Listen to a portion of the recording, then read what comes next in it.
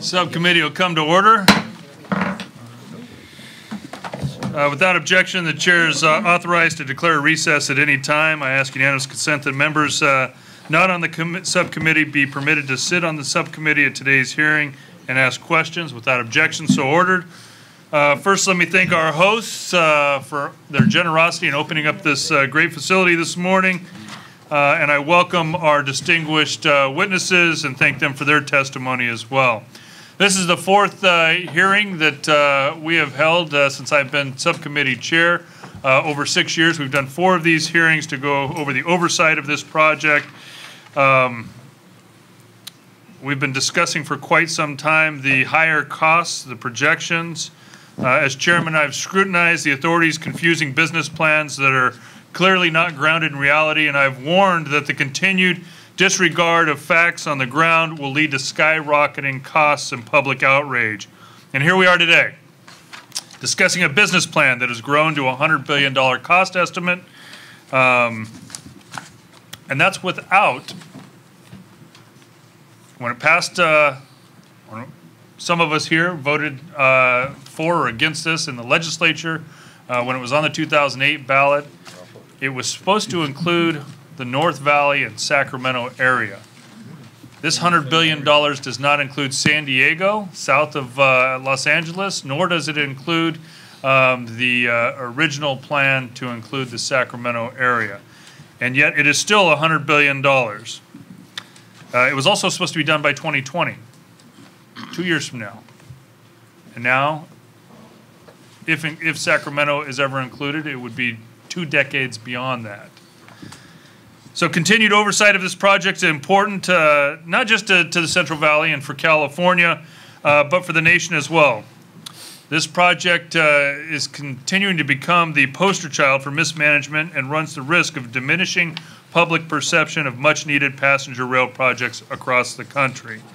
This is one of the reasons why in 2017 I requested a federal audit from the U.S. Department of Transportation Inspector General Cal Scoville, who's testifying here today.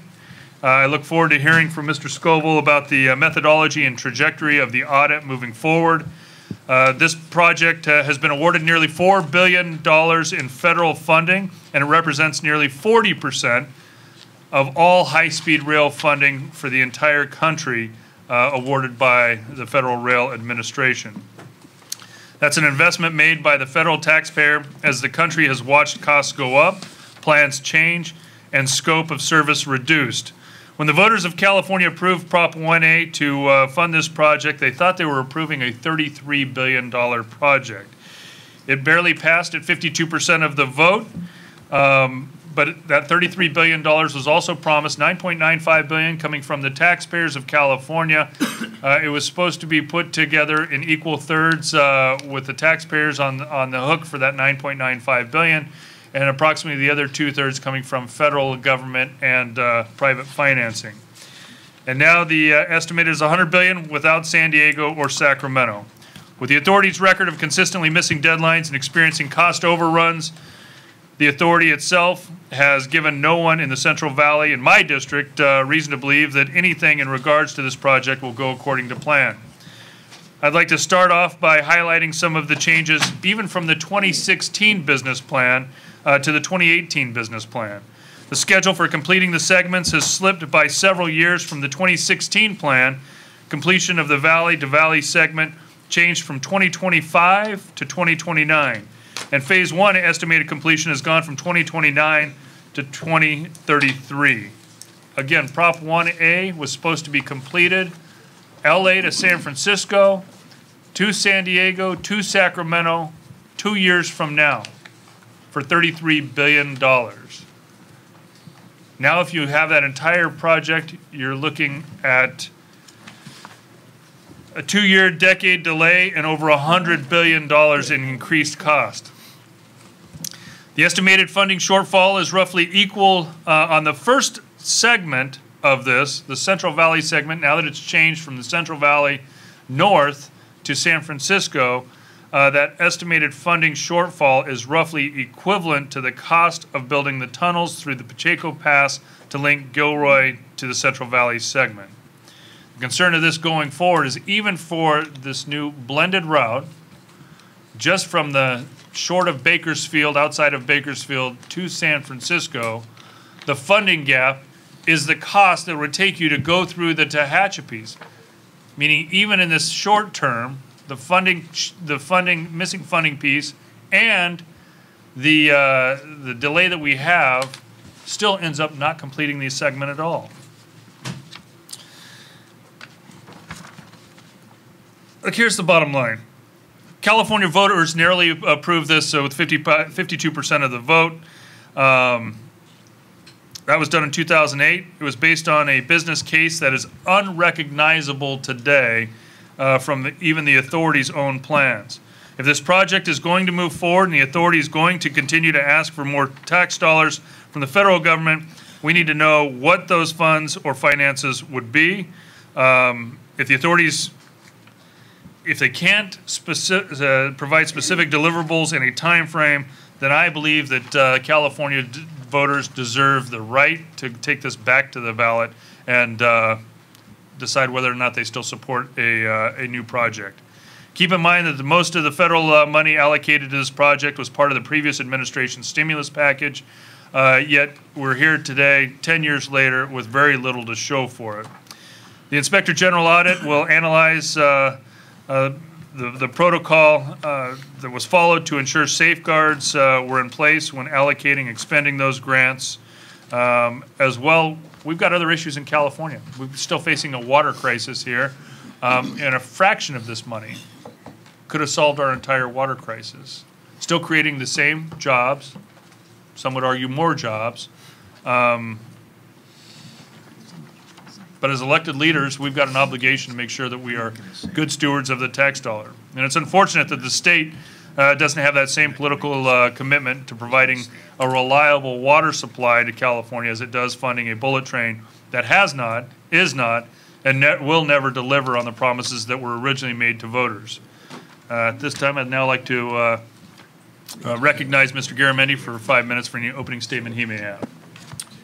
Thank you, Mr. Chairman. I'm standing in for the ranking member of the subcommittee, and it's always a privilege to be able to do that.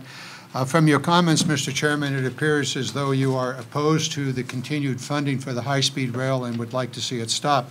If that is the case, this hearing is going to be extremely important. Unfortunately, Mr. Scoville's testimony will be of really no value at this point because he's had less than 4 months to develop his report.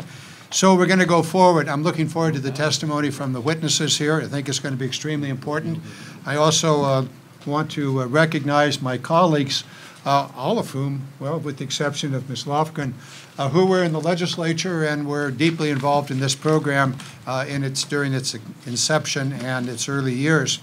There are a couple of things I think we need to be aware of here. And first of all, hopefully this will be a productive conversation. But I do think it's important to look at the history of federal funding for this project.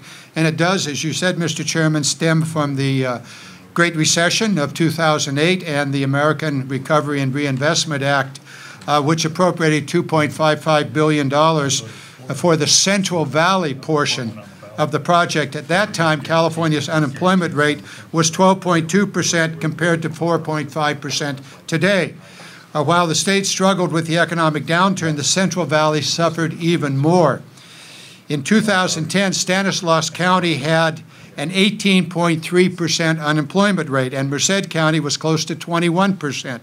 As Mr. Hunter will testify in his testimony, the planning and construction of the project in the Central Valley helped to bring this 18% unemployment rate in Stanislaus County down to 7%, where it stands today.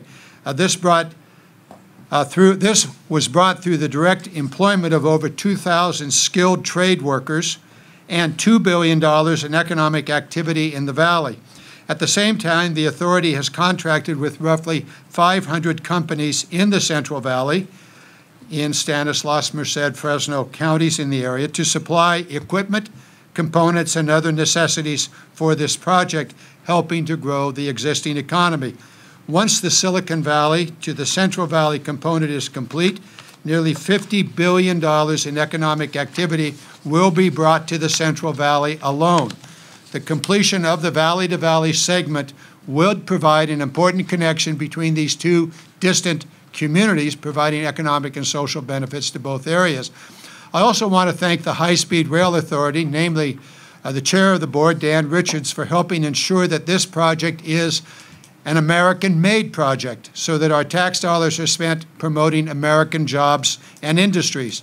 The authority originally requested a Buy America waiver that would have allowed up to 70 train sets to use foreign components and foreign-sourced steel.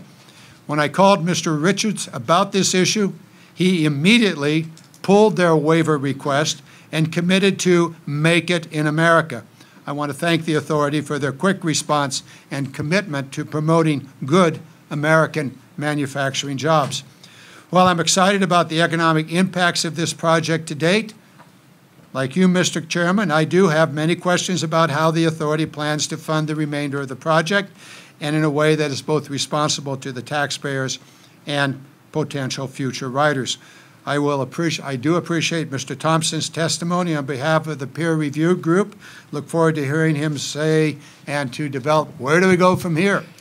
We'll have that testimony in a few moments. In closing, while recognizing there are many challenges that will be highlighted already by you, Mr. Chairman, I would like to note that we've been here before. California didn't become the world's 5th largest economy by chance. We accomplished this by investing in our state, investing in its infrastructure, in its agriculture, in its water systems, in its universities, and in its research and educational systems. The same project that made the city of Los Angeles possible, the water system, has now made it the 2nd most populous city in the nation. We build airports, we build roads, and if we are able to maintain the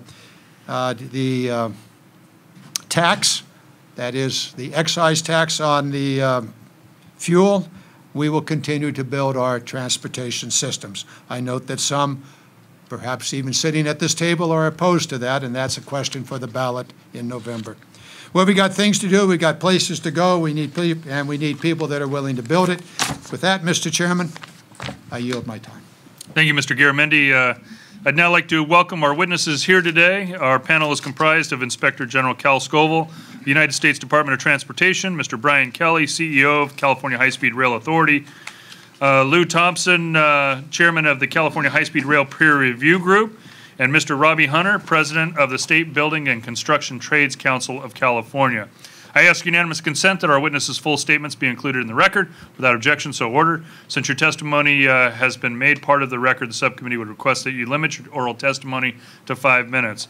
We'll begin now with Mr. Scoville. Welcome to the committee.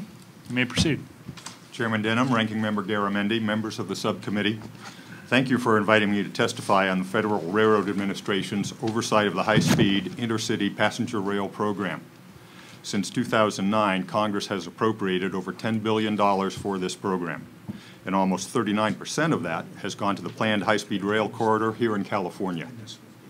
Since 2012, my office has completed 7 audits related to FRA's oversight of the high-speed rail program, and we have additional reviews ongoing. To date, we have issued 21 recommendations to FRA about its high-speed rail program oversight, and the agency has completed action on 20 of them. Today, I will describe steps FRA has taken to address our published recommendations. I will then update you on the status of our ongoing audit, which is focused on FRA's oversight of its grants to the California High-Speed Rail Authority.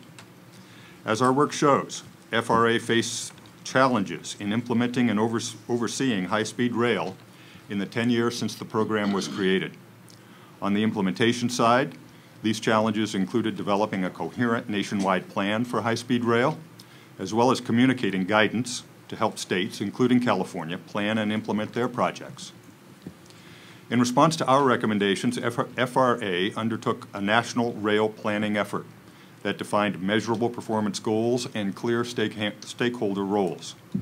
It also improved some of its project planning materials. For example, FRA developed guidance to improve how grantees forecast ridership and revenue and estimate the costs and benefits of planned projects. This guidance can inform California as it develops future business plans and other supporting plans for high-speed rail. FRA also faced numerous challenges relating to grant management and oversight. Along with quickly establishing a new grant program, FRA had to distribute and oversee more than $10 billion in federal funds, including the $3.5 billion it granted to California. To its credit, FRA has addressed certain weaknesses we identified with its grant program, such as those related to amending and monitoring grant agreements. California's FRA grant has been amended 6 times. For example, a 2012 amendment allowed the state to expend federal funds before it paid state matching funds.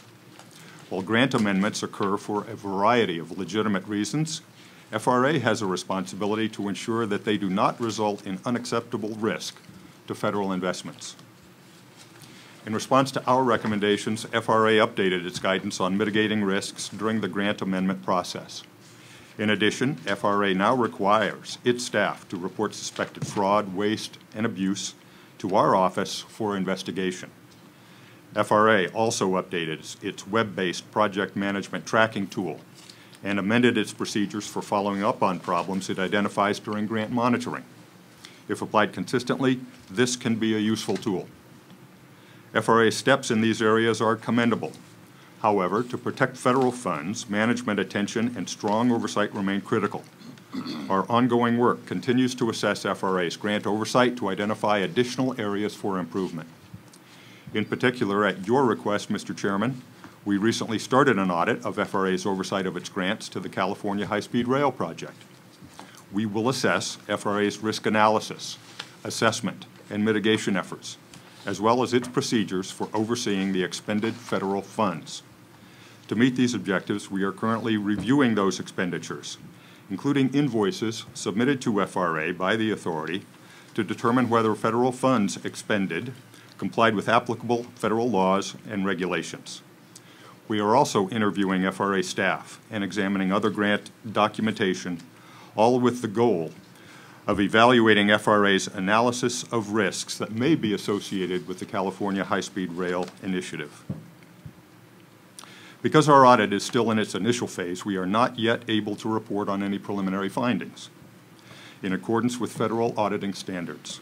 However, as our audit progresses, we will brief FRA on our findings and reach out to other stakeholders, including the Rail Authority, as needed, to validate and discuss our results.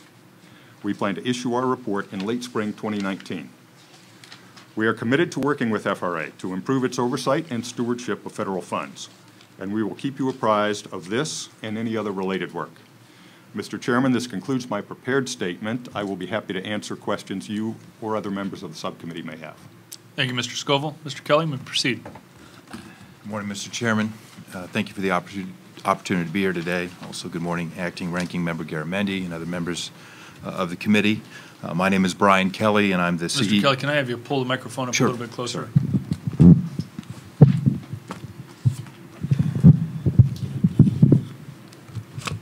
Sorry, Mr. Chairman. Again, my name is Brian Kelly. I'm the CEO of the California High-Speed Rail Authority, a position I was appointed to in February of this year. Prior to this position, just by way of background, I served as Secretary of the California State Transportation Agency for 5 years, and prior to that, spent 18 years working in the California State Senate, where I got to know many of you. Good to see you again, and welcome back to Sacramento. I was drawn to the high-speed rail program because, in my view, it's the most transformative project I've seen in 24 years of working in transportation policy in the state. It's capable of delivering very important mobility, economic, and environmental objectives. In my first 6 months on the job, I've immediately set to work developing our guiding documents to get this project on the track for success, including the adoption of the business plan, which we'll go into greater detail today. We've also adopted program baseline, which is a multi-year document to guide our work to implement the 2018 business plan, and includes a definition of scope, schedule, and cost for early investments. We are completing work now on a program management plan, which is a reorganization of our our organization to assure we have resources in the right place and addressing our challenges that are before us to deliver this project on time.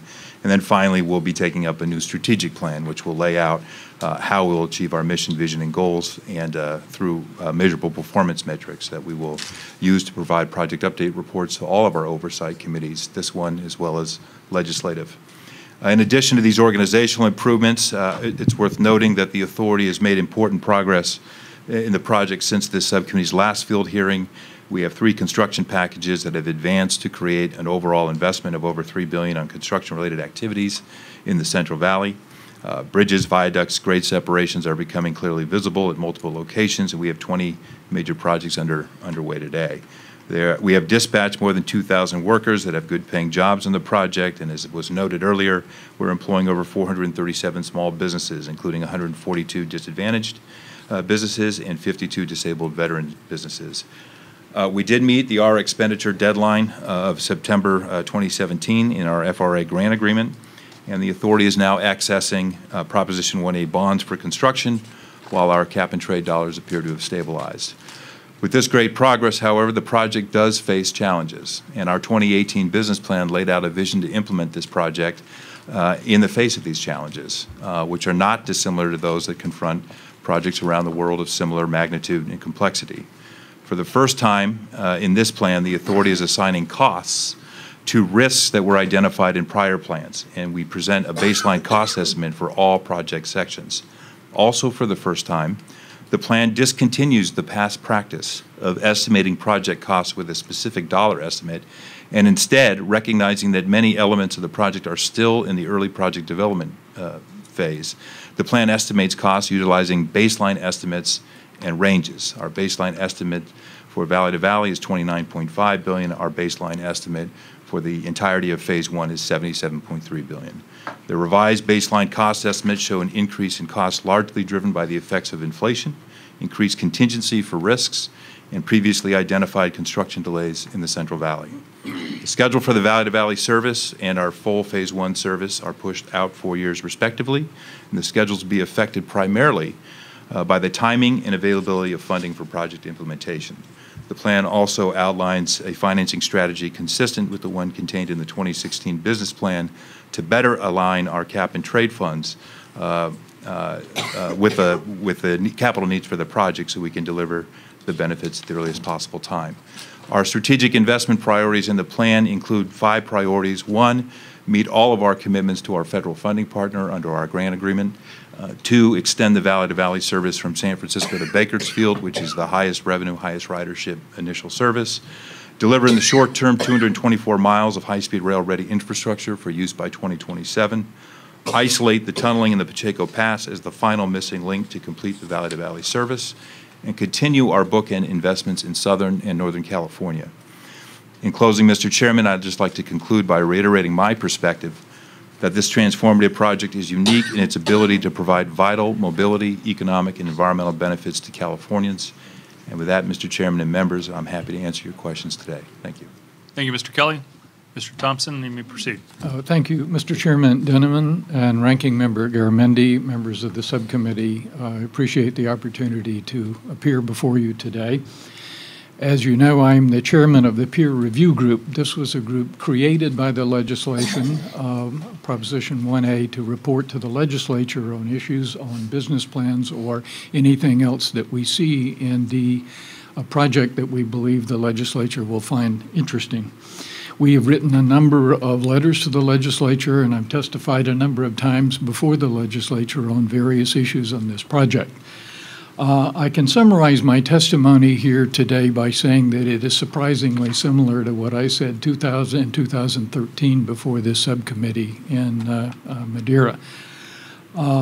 We think that the bottom line on this project now consists of a number of points. One is building and operating high-speed rail in California is typical of a mega project, and indeed Mr. DeSaulnier held hearings on mega projects and why are they so hard, and we had a long colloquy about that issue.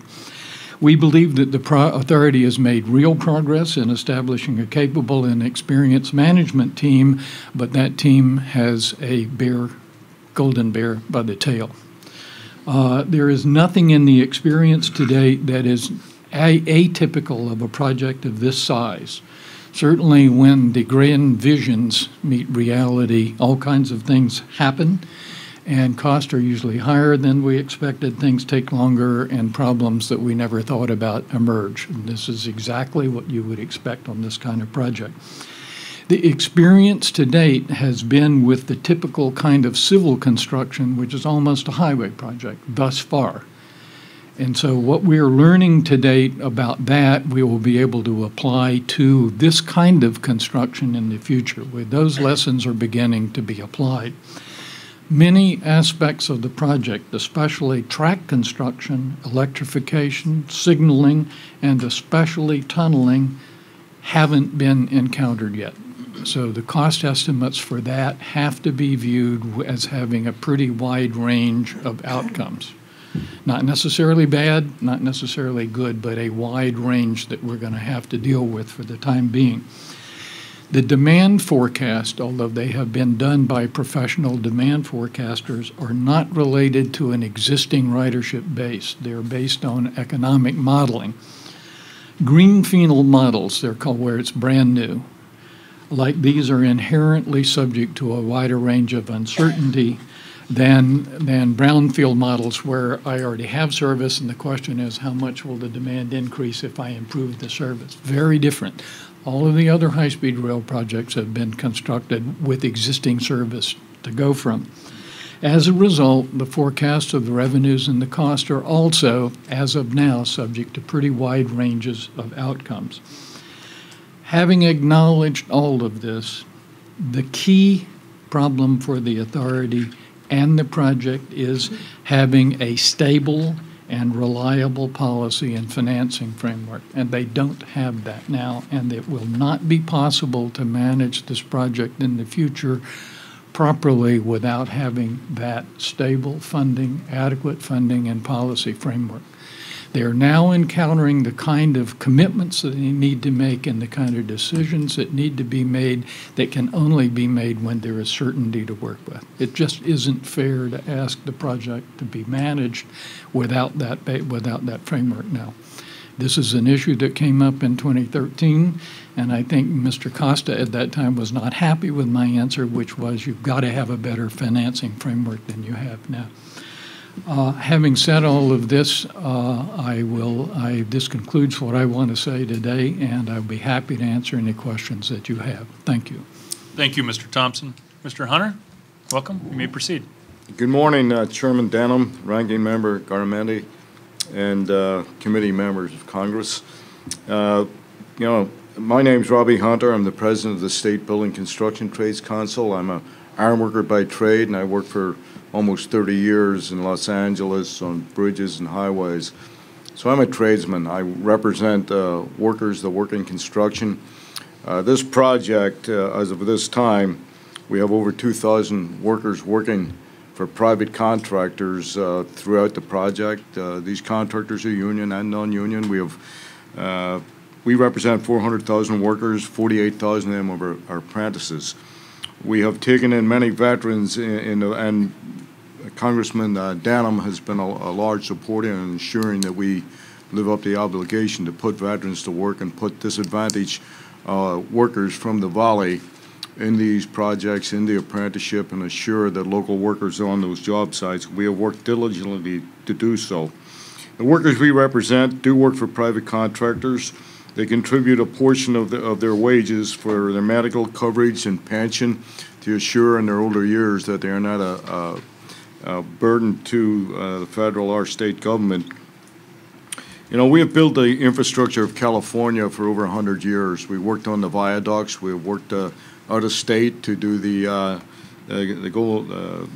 Hoover Dam and the Golden Gate Bridge, and we are used to controversy on these projects. But we try to put our heads down and deliver projects using the least amount of people, do it in the least amount of time, do it once and do it right, and that's our obligation, and we have fulfilled it on this project and intend to do the same. I've been all over the country, all over the world, looking at projects to see how they're done, from hydro dams to power plants. We've looked at the use of high-speed rail in Spain, in many other countries in Germany, and I've sat on high-speed rail passing the Autobahn, trucks 130 miles an hour, and we pass them like it's sitting still, and there's a glass of water on the table that barely moves. This is the infrastructure of tomorrow for the move, the growing population of 50 million. It also will economically, we believe, will open the valley, make it we are in danger of losing large industries like Microsoft and others that are based technology industries that are drivers of our economy. If we cannot provide housing for the workforce and access them to get to those jobs, we could lose these industries, lose our economy, and we are the 5th largest in the economy in the world. This is a necessity for the economic future of California. I am open to answer any questions. I've submitted testimony, which I'm not going to read. I'm going to take the advice of the chair. But I'd be glad to answer any questions. And I want to thank everyone on this committee for support of workers, no matter what party you come from, because you all have done that. Thank you. Thank you. Thank you, Mr. Hunter. And I do agree. You guys have done what you said you were going to do and hire veterans and hire locally. It is an important part of what we're discussing today. Let me start questions here. I want to drill down on this before we get into the audit itself and talk a little bit about the project, because I agree with Mr. Kelly that high-speed rail, when done right, is transformative. It is transformative to a state, to a country. It is a great people mover, but it also frees up capacity on our roads as well as for our freight rail. But as a leader in this community, it's my obligation to make sure that this is done right. Especially since I make no secret about it.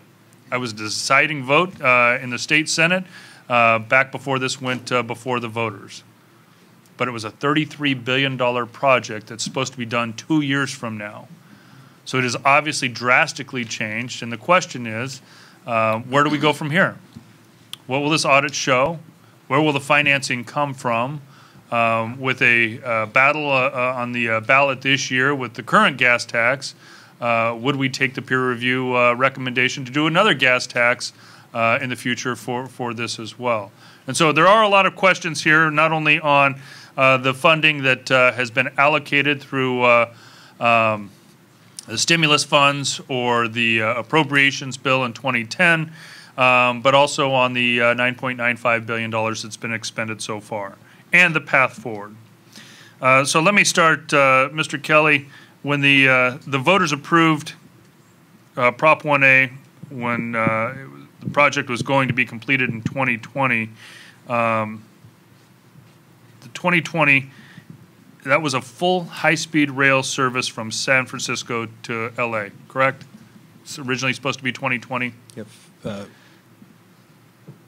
I don't recall the date, but I will say that, yeah, Phase 1 is San Francisco to Los Angeles. And now the plan has projections of Phase 1 to be completed by 2033, That's correct. but not to include this area of Sacramento or San Diego as originally proposed in Prop 1A. Just to be clear, Mr. Chairman, the San Diego extension and the Sacramento extension were always Phase 2. The bond bill itself lays out the phases under which we have to deliver the program. And Phase 1 has always just been the San Francisco to Los Angeles stretch. Phase 2 includes extension through the Inland Empire from LA to San Diego and an extension up the valley to Sacramento as part of Phase 2 program. I've not seen in the current plan any cost projections or timelines on Phase 2. Do you have those projections? No, because we are first focused, as we are required to under the bond bill, to deliver Phase 1. And our requirements under the law for the business plan is to lay out how we're going to deliver the project under the bond bill, and it's Phase 1 is our emphasis now.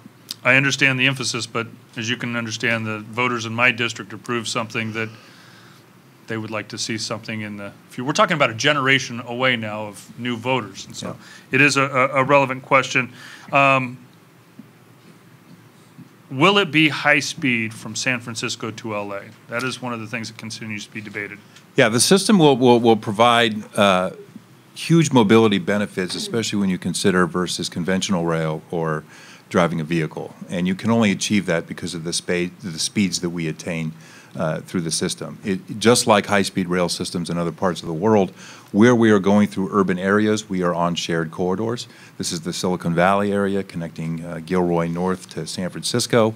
And in Los Angeles, for efficiency purposes, to reduce right-of-way procurement requirements, we are in a shared corridor down there with Metrolink, Losan, and the freights. And in those sections, we will operate at lower speeds, but in between will be at speeds in excess of 200 miles per hour.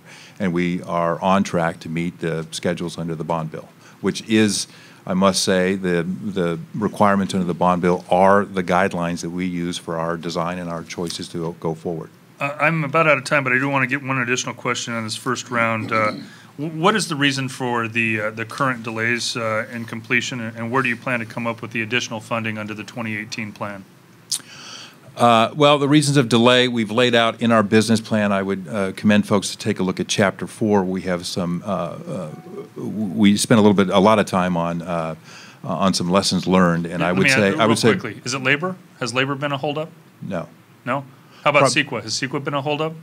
Or environmental review? Are we done with the environmental review yet? We are not done with environmental review yet, and we have, particularly since I've come here with my new team, we are proposing some things with our federal partners to expedite that process. So we're hoping to achieve that. I would just say that, Mr. Chairman, I think one of the things that we pointed out in the business plan that led to some of the delays now are we had some requirements to quickly spend the federal dollars that were appropriated for the project. We got into construction before we had all the right-of-way and third-party agreements done and in hand. And that process, that's not something we will repeat. And I understand, but this is part of the thing that I'm taking back to Washington, D.C. to explain to not only our other members on the Transportation Infrastructure Committee, but Congress as a whole. The question the other 49 states ask us when we're talking about funding and whether or not we have more federal funding is, what are you doing yourselves? Yeah. And if this state and this governor continues to waive CEQA for a new football stadium in L.A., or the previous one that was proposed, or AT&T Park, and yet we've still not, it has been a decade now, and we're still not through the environmental process of this first one. I'm not saying CEQA needs to be waived, but there are certainly some streamlining that could be done if this was a real priority. So as we're looking at saving dollars and we're looking at timelines, the rest of the country is asking, what are you doing yourselves? Well, I'm out of time, but I'd love to get back to you on that. I now recognize Mr. Garamendi for 5 minutes. The chairman just asked a question. I think you should answer it. Okay. A couple of things. On the CEQA issue, this is one area where we seem to have some concurrence with the current administration at the federal level. We have been working for the last 8 months to get an agreement where we can assign the NEPA responsibilities to the state of California for moving forward on the environmental process. That has been done only on the highway side in this country. It started in California and it has now been done in 5 or 6 other states, and they have saved months and millions of dollars in the process of environmental. So we would be setting a precedent here in California by applying that to the railroad side. That's a request that we have before the administration now, and we're just waiting for the approval of that. We think that will also save months and time and money on this project. So that's one thing we're doing. The second thing I'd just say we're doing in terms of self-help for this project is about 86% being funded by state funds right now. So we are fully invested in moving forward on this project from the state of California's perspective between our bond dollars and our cap and trade funds. I thank you. I have a lot of questions. I'm going to take the rest of my time at the end of the questions by my colleagues, all of whom were involved in this project in the California legislature, have a long history in it. So I'd like to turn the remaining, if it's okay with the chair, just hold my remaining 3 minutes to the end and move to Mr. Lowenthal, who was on the committee and has dealt with this issue in the past. Thank you, Mr. Chair, for holding this hearing. Are you yielding your time, Mr. Lowenthal, or are we Start over. I'm going to start, and he's going to be at the end. The first shall be last, the last shall be first. all good friends here, just technical time management. I'm Give him just 5 minutes. following, trying to figure out how I fit in. You know, I'm really pleased to be here. I don't know if this, I served as the chair of the Senate Transportation Committee in the California State Legislature. I served 14 years in the legislature. From the end of 2005 through 2010, I served. I was the chair when, as Mr. Denham pointed out, we put it out of the committee, the bond issue. Came before the voters in 2010, 2008, and subsequent and following that, Mr. Bauer, Art Bauer, who was on the staff of the Senate Transportation Committee, we held multiple hearings on the bill. So the questions I have, and I had even all along as a supporter of the project, helped to get the project out, is the financing. As I understand, let me just be clear. As I understand now, when I left in 2012, the state was putting up $9.95 billion. That was in the state bond of the approximately $9 billion for the high-speed rail. Then there was some money for the bookends and the others out of that. The federal government was putting up a little over $3 billion. I heard today $3.875 billion. So the state, as Mr. Kelly has pointed out, really was putting up the vast majority. Now, I know of no high-speed rail project in the world that the federal government in that country was not a major proponent of it. So, but right now we only have a small percentage. And as I understood at that point when we passed it, that it was the idea that the federal government would put up a little bit, maybe around a third, the state would put up around a third, and the private sector. So my questions are, where are we in all of that moving forward? Cap and trade, the only new money coming in is the cap and trade. Could you tell us, Mr. Kelly, how much money is actually coming in from cap and trade? How much do we anticipate to come in from cap and trade? I'd like to know, where is the private sector in doing this? We had hoped by this time when we had done it that we would see more of an investment from the private sector. I'm not hearing any money coming in from the private sector. And what do you anticipate you need from the federal government, really, in terms of real money?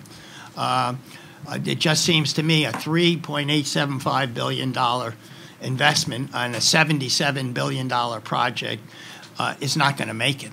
And so I'd like to know, really, because to me it's all about following the money where we are. I think you've done a great job, as was pointed out. You know, you can't be held. You know, you're working on that, but there is no money. Tell me where we're going with the money. Thank you, Congressman. A couple of points I'd make. First, you're hitting on something that has been the single most important challenge of this project from day one. When the voters of California passed the bond bill, they provided $9 billion for what in that ballot analysis described as a $45 billion project, right, which means they provided 1/5 of the funding for the project from day one. That has been the challenge ever since. We had, in 2008, $9 billion. In 2010, we were up to about 12. Today, with cap and trade, we're at about 21 or 22. The issue with cap and trade, as you well know, is that it is not a firm, it's an auction-based revenue source, so it comes in highs and lows.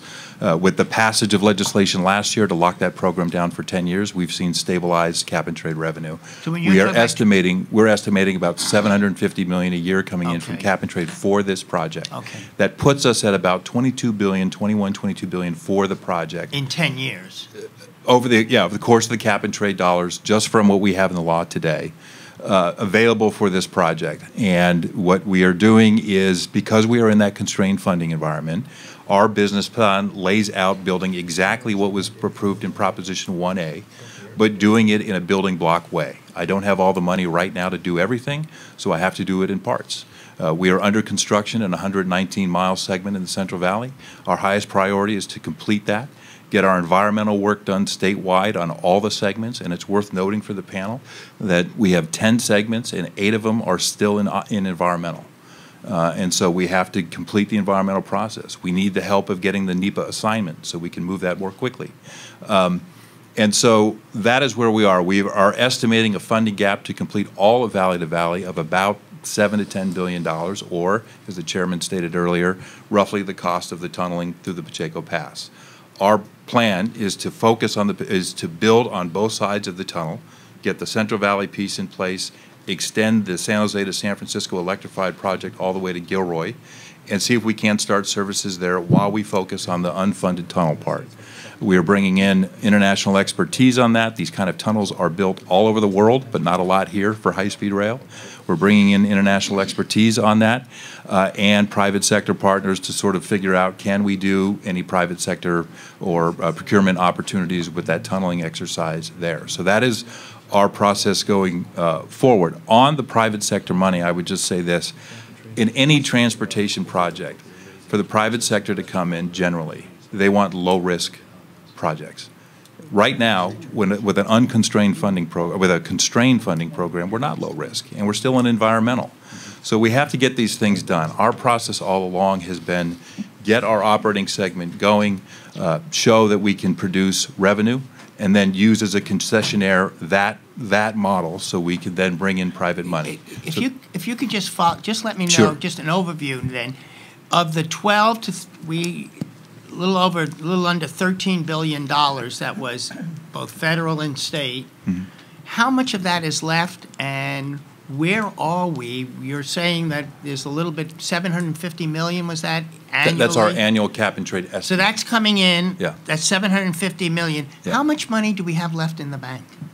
Of the federal and state money that we have received, we have only spent to date approximately $4.5 billion, on the order of $4.6 billion. That's what's been spent to date. And that's not just in the Central Valley, that's also for environmental work and other things. We've spent just under $4 billion in the Central Valley, I believe, to date, where you're seeing the most construction activity right now. So we have that difference plus the cap and trade funding. As I said, if we've spent about 4.6, we have an estimate of about 22 available. So there's 18 unspent. But again, that is That's anticipated an assumption money. of the cap and trade money continuing. That is right. not cash you're anticipating. No, it's not. That's correct. And because that's what we have. We have a multi-year commitment of cap and trade funds, and that's what we have to assume for planning purposes. We do think that the approval of AB 398 last year that locked in cap and trade for 10 years has had a real stabilizing effect on the cap and trade program. And we've seen that in the auctions, the last 4 auctions that have been conducted since then. So because we're in that constrained environment, that constrained funding environment, we have proposed in the business plan to get to the 1A program first by getting to valley, and even doing that in segments. And the first segment is a Central Valley piece, Bakersfield North. On the west side of the tunnel, we want to extend the San Francisco to San Jose electrification all the way to Gilroy, and we want to focus the unfunded part on the tunnels in the middle and work with industry, the federal government, and others on trying to get a financing solution for the tunnels to complete valley to valley. So that is our fundamental, program right now that we laid out in the business plan in terms of how we move forward. I should also say we continue to make bookend investments all over the state. We are funding partners on a major grade separation in Los Angeles, and in this business plan, we are proposing to be funding partners for the rebuild of the LA Union Station, which will both accommodate Metrolink, Losan, other lines down there, and ultimately accommodate high-speed rail. Mr. Lowenthal, you've now taken up your 5 minutes and Garamendi's 3. And your 2. And it was worth every second. I now recognize Mr. Lamalfa for 5 minutes. Okay, thank you, Mr. Chairman. I appreciate the hearing today and the opportunity to get this out in front of the people of California and as well as the federal taxpayers. Mr. Scoville, one of my colleagues was a little tough on you earlier about the 4 months of experience there. I note that Mr. Kelly has 6 months on the job, so I guess that additional 2 months is the amount of time needed to reach total rail consciousness. And so you got that going for you, which is nice. So anyway, Mr. Scoville, I'd like to come to you on, take a chance on that experience you have there. And one of my major issues is wondering about the funding. We'll set aside ridership. We'll set aside all the other benefits we've heard about. Let's talk about the funding here. So we can identify $13 billion from the initial bond and about $3 billion from federal funding from ERA. And so the only thing to add to that since this has all come about, when the first funding was put out, I think it was in 2012, and 3 of us were in the state Senate, and all 3 of us voted no on that original round of funding in a bipartisan way. So the issue is $13 billion of identified money, then the rest is going to have to come from somewhere else, the private market out there, which was staying away in droves. And then the cap and trade scheme that has been put together in California, which the number was identified as $750 million per year on an optimistic cap and trade year. What percentage is that of the total cap and trade take? But then how do you see that financing the shortfall of, under the optimistic plan, when it was downsized from the $98.5 billion number we heard in November of 2011, in a local transportation committee. It jumped from the 33 to the 43 to the 98.5. Then it was downsized to 68 a few months later when Governor Brown chose to use local rail in LA and San Francisco, which probably isn't legal under the bond. So we're at least $55 billion short, $87 billion short by the realistic number of $100 billion rail system. So at $750 million of additional funding, with none likely to come from the federal government, and no new bonds seemingly on the horizon in Sacramento to try and throw in more for that, since we have other bonds we're working on, where are we going to get this funding? Thanks, At Mr. $750 million a year. Pardon, go ahead. Right. Thank you. The gap that you've described between projected funding and projected costs is exactly the kind of risk that FRA has to analyze. It's FRA's job at the federal level right now to protect the federal investments. Right now, it's about $3.5 billion total. $2.5 billion has actually been spent. That was the ERA money. There's about $928 million more that's hanging in the balance. It's contingent on the Rail Authority making good on its matching requirement for that original ERA money. Setting all of that aside, as FRA goes forward and tries to analyze the risks that the Rail Authority is facing and the risks that there may not be an adequate match from the state for the federal dollar, or that the other 2 aspects of the 2016 amendment may not be satisfied by the Rail Authority. And those 3 points are the total at this time of FRA's kind of skin in the game. What is the danger that the state rail authority is not meeting the obligations that the federal requirements are for that money, and that it may even have to come around and refund that, if not, providing the match that it's supposed to do, or meeting the obligations that are set forth the bond for a true high-speed rail train, and the federal guidelines that go with that? What's the danger of that? Well, as we see the numbers, we see the Rail Authority having made good on about $293 million of making good on the match so far. They've advanced 293 out of the $3 billion plus? 293 of the $2.5 billion. Yeah, about, okay. Right. Okay. They've advanced that as proof of their match. They've up through the end of FY17. Currently, as we understand it, the latest numbers that we've been provided are $644 million more advanced by the Rail Authority to FRA as further evidence of their making the match. FRA's so job, total match so far is around $900 million that they've made? Yes, right. And how much have they spent of federal money so far? $2.5 billion. Yeah, there's a gap there. There's that number. And but then they do have until the end of 2022. End of 2022 to make good on that by matching that spending. Right. So, progress made, challenges remain. That's always the Inspector General's eternal refrain, I think. We'll have to see how it plays out. Mr. Kelly, does $750 million a year even make the interest payments on the bonds? They won't be used for that purpose. No, but would it match that number? I don't know. The Prop 1, I don't know. I'm not sure. Sitting here, Mr. Lamalfa, I'm not sure what the bond payment is right now on the bond in terms of the annual debt service. On the $9.95 billion once it's all spent. Yeah, because that debt service. I'm just wondering if it'll make that debt service is not paid out of our revenues. Certainly, someone else's revenues. Okay. It's a general obligation. Mr. Chairman, I'll yield back with only a little overtime and look forward to the next round, sir. Thank you. Thank you, Mr. Lamalfa. Mr. DeSaulnier. Thank you, Mr. Chairman. It's a little odd for me to be on this side of the table with you two, but I do remember a time when I was a Republican many years ago. Actually, I think you should change. Anyways, we'll do rock, scissors, paper. I just want to, two things to begin with. First of all, sometimes my criticism has been confused with my support for the project. California, more than ever, needs a world-class passenger rail system. The only thing that's changed since I was in the legislature and Lou and I were having those discussions is that there's a greater urgency for California to get a world-class passenger rail system. Congestion, as Mr. Kelly knows, up 300% in the urban areas in California. We desperately need, and the rail systems, commuter systems and the transit systems, the intercity systems are struggling. They're struggling with fare box recovery, reliability, and safety. So I really think that there's an opportunity here to fix this project, and I think much of the wisdom is encapsulated in Mr. Thompson's 3 or 4 pages within the business plan and in his testimony as he's submitted here, and how much respect I have for all 4 of you, but for 3 of you, I know you very, very well. Mr. Hunter, the job you're doing is exemplary for unions all over this country and the American workforce. The training you give them, the value that you give your customers, your contractors. And like you, I've been around the world to talk about this project with public officials as high as ministers of transportation in Japan and Germany and in Paris.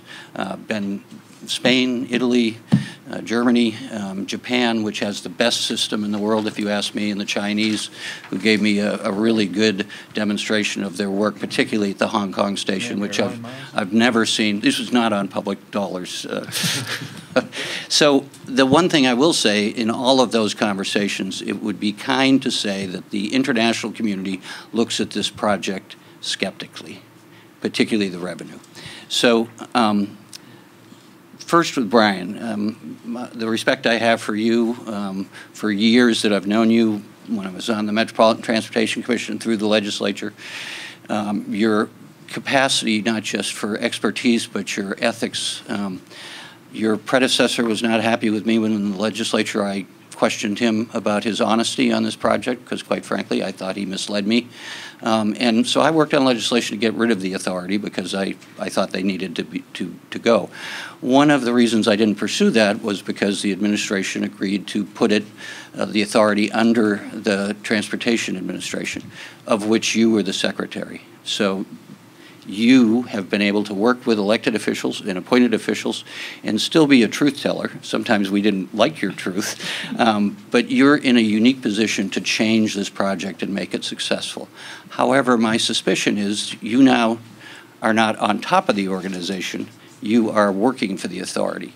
So I'd like your commitment here that if you see things, and I think you have done this in your 6 months, where the authority is doing things that are not in the best interest of the state, will you continue to tell them that and can, at this point in your career, make sure that your reputation for ethics and honesty continues?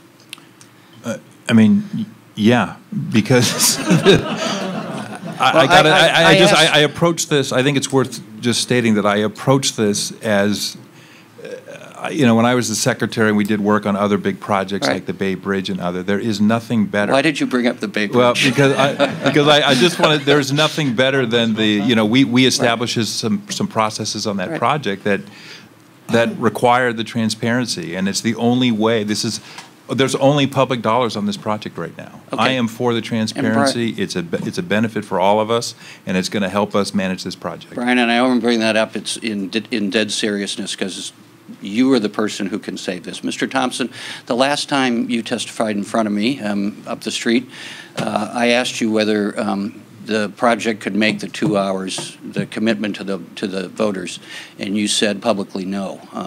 Could you tell me now, 5 years later, what you think the time could be from the Transbay Terminal to Union Station? Well, I think the answer is the schedule that they're showing in the 2018 business plan is around 3 hours and 10 or 11 minutes. Could you crank up a train at midnight with nothing else on the railway and nobody in your way and run it without stopping from San Francisco to LA in 2:40? barely. So how does that affect the business plan, the modeling? We're competing with airlines. That was a key part, is making that faster time. The critical question that we raised about that is, do your demand models reflect 3 hours and 10 minutes? And the answer is yes, they do. So the demand models are consistent with the schedule that they're proposing to operate. And that means that to the extent that the demand models are accurate for other reasons, that they certainly are consistent with that. But the 240 would be very, very dicey. And just if you indulge me one more second, the last question, Brian, is we've talked about this.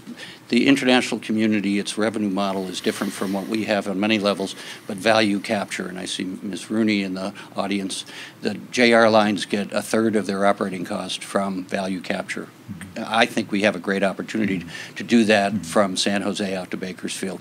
What are you finding? Yeah, we do. I mean, our in a couple of areas. One, there may be utilization of our assets for fiber cables and other things that you can generate revenue for, but more importantly, around our station development is where I think not only can you build the stations with the community, serving the communities that people want, but you can also build around those stations and part of those stations to maximize revenue for the system. And that's the essence of the value capture for us. And I think there's a way to do it where you're also achieving many other important mobility and environmental objectives. And so thank you, Mr. Chairman. Thank you for indulging me. Just as a point of reference, the area around the Transbay Terminal will generate an extra $8 billion in property tax to the city and county of San Francisco. If we use the Japanese and the European model, a third of that was going into the operations system. Thank you, Mr. DeSaulnier. I'm not as convinced that the one around Shafter will have the same economic development. We can get some real high density in there, so you can go to the Planning Commission meetings for that. I now recognize Ms. Lofgren for 5 minutes as well. Well, thank you very much, and Mr. Chairman, thank you for allowing me to participate in this hearing, since I'm not a member of the committee, but I am one of the co-chairs of the California High-Speed Rail Caucus in Congress, along with Representative Costa and Correa. You know, as I've listened to this, I think this oversight is important. Transparency, obviously, is necessary. But I'm mindful that it's hard to do big things, and it's easy to criticize. When I was in local government, I never served in the legislature. I led the successful half-cent sales tax that voters approved to build highways. And, you know, building things is tough. And I think this is the largest construction project underway, really, in the United States. It's the biggest thing going in the United States. So I think it's important to have that perspective if you are going to do big things. And certainly, we've got these projects underway all over the world. I mean, it seems to me if Uzbekistan can build a high-speed rail system, so should we be able to do so. Now, looking at some of the issues from my perspective, I represent San Jose. The impact of high-speed rail connection between the Silicon Valley and the Central Valley is something that we think might be considerably important to both valleys. Right now, the median price of a house in San Jose is over $1 million. The unemployment rate in San Jose is under 2%. People can't find employees. And if you go to the Central Valley, you've got housing that's very affordable and a high unemployment rate and plenty of smart people who would like to get those great jobs in the Silicon Valley. So I am advised, and I guess this question goes to you, Mr. Kelly, that with this project, that we would be able to get to from Fresno to San Jose in about an hour. Is that accurate? Yeah, that's right. Between an hour and 20 minutes. Yeah.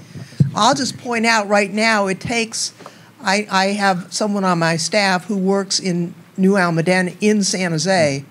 It can take her longer than that to get from San Jose to downtown. So this will completely change the housing and the employment opportunities for a significant part of the state. I would just note that we have to identify a source of funds, and Mr. DeSaulnay and I have discussed this often, the need to see how we might enhance revenue around stations. But at the Diridon station, Google has already announced a project for 25,000 employees right within walking distance of the station itself. And the other technology companies are also starting. So there is going to be some opportunity for some public-private partnership, it seems to me. And I just wanted to mention, Mr. Thompson, in terms of the grade separation, there's this entire line from San Jose to San Francisco is going to be grade separated, we believe. I mean, the voters of Santa Clara County tax themselves to provide funding that's not from the authority to do the grade separations in all of Santa Clara County. So there shouldn't be delay from traffic, at least in any of the Santa Clara County portions of the project. But Mr. Kelly, does your business plan take a look at the technology growth and incorporate those possibilities for as revenue sources? We're a little bit at the front end of the station area planning exercise. We have laid out grant awards with cities to move forward on that. We have just become a partner with Caltrain, VTA, City of San Jose, and I think BART to work on the Diridon station planning exercise, which is again just gotten underway, but we are a full partner in that exercise. Our stations will vary from place to place because in some we'll be the primary owner of the structure, and others we will not be. Diridon's an example where we are not. We're a tenant, but there's great opportunity for how that is developed, what that looks like, and how you develop around there to enhance the system, revenues for the system, and provide great opportunity for people to get around without having to drive too far. Final question.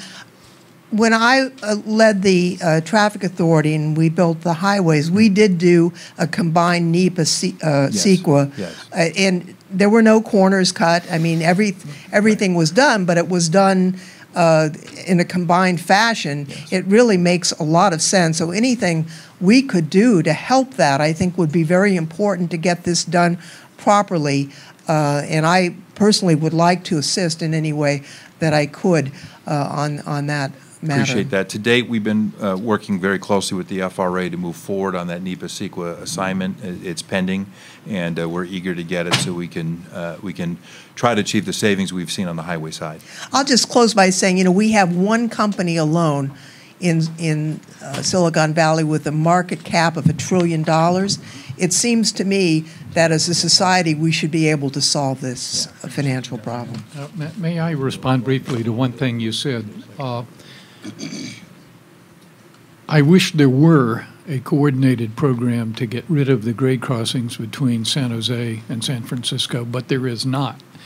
And one of the things that we have recommended repeatedly is that such a program of state and local and high-speed rail and Caltrain and other money be developed to get rid of those grade crossings. They kill 20 people a year on those grade crossings, half of which may be suicides, the other half of which are accidents. And that will only get worse, a lot worse, when we add a number of high-speed trains to what is now a number of Caltrain trains, and the ability to drive across those grade crossings is going to be continually more restricted. I spoke a little too broadly because I can't speak for San Mateo County, but I can for Santa Clara County. And we have taxed ourselves to eliminate those. Yes, you have, and I hope that you can help and others can help in pulling together a pretty comprehensive approach to that problem because it's very serious. I would agree with that. I just wanted to add one point that whether you do a full grade separation or quad gates and fencing are tied to the speed that you operate on in the corridor. We're going to meet all of our safety standards in that corridor. We are major funding partners on a big grade separation there now where we put in on the order of $80 million. And we're eager to work with the local folks, Caltrans and others, on the corridor-wide grade separation program. So that's kind of where we are, but we are fully committed and will be meeting all of the safety requirements at those grade separations. Thank you, Mr. Chairman. I've overtaken. Thank you, Ms. Lofgren. And I do agree with Ms. Lofgren on this. I think everybody up here voted for the NEPA Reciprocity Act, NEPA CEQA, so that we could streamline these projects as we want to do on water, as we're implementing on road projects. And that's why this continues to be a question. If we are so far behind the environmental review, why aren't we doing more to streamline that process? Mr. Kelly, specifically in the Central Valley, one of the big concerns that has come up, and one that I've read in the 2018 business plan, is we're starting with two non-connected segments, one from San Francisco to Gilroy, the other from Madera to Bakersfield, while we wait for, or we figure out what that funding gap is to build the tunnel through the Pacheco. Can you tell me what the new cost of the Central Valley piece of that, which runs from Madera to Shafter, is? Yeah, give me just 1 second.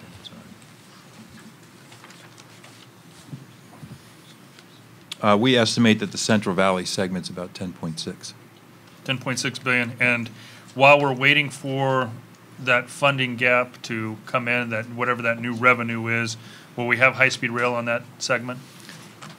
What we have proposed in the business plan is to, and we're, I should say we have brought on a new early train operator, and we're working with them to analyze this. But what we want to do is, once we complete the 119-mile segment, look at expanding further into Bakersfield, and then getting an operating run going on just the Central Valley side. That would be Bakersfield further north, either to Madera or Merced on that side. That analysis is underway now. We're going to update where we are on that in our project update report in March.